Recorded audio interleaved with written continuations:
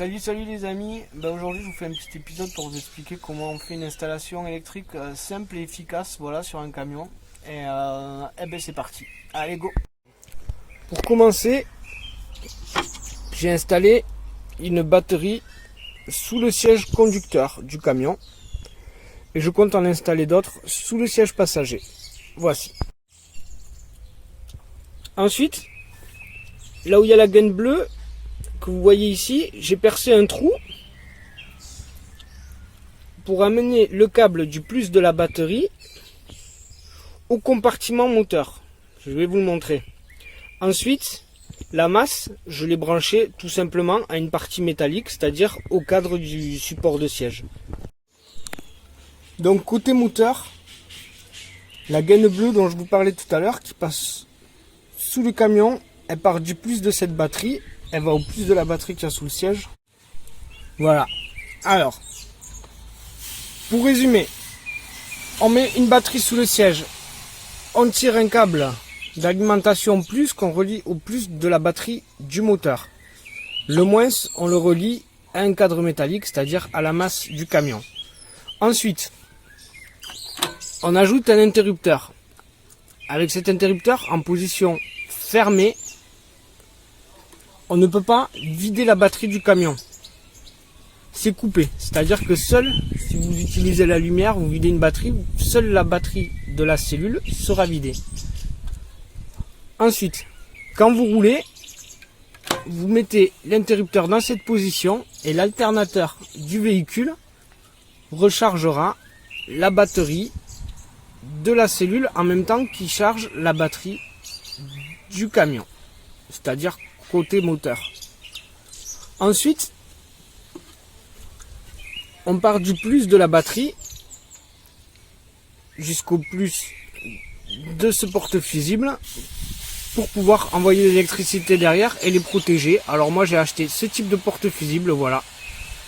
Et tous mes équipements électriques, je les relie à ces porte-fusibles qui eux sont reliés au plus de la batterie.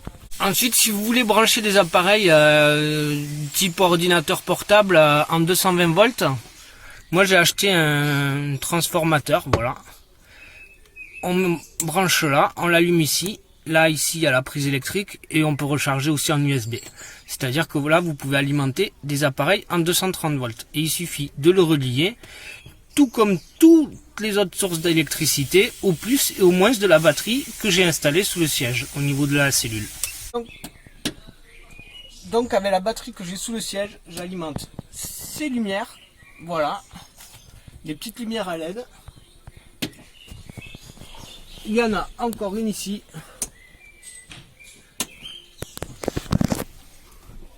Et une troisième ici. Voilà.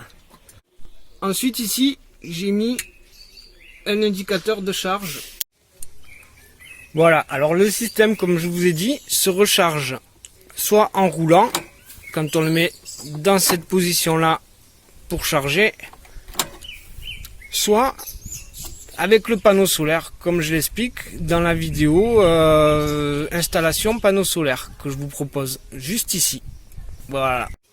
Ah, je tenais à préciser que j'ai mis un gros câble.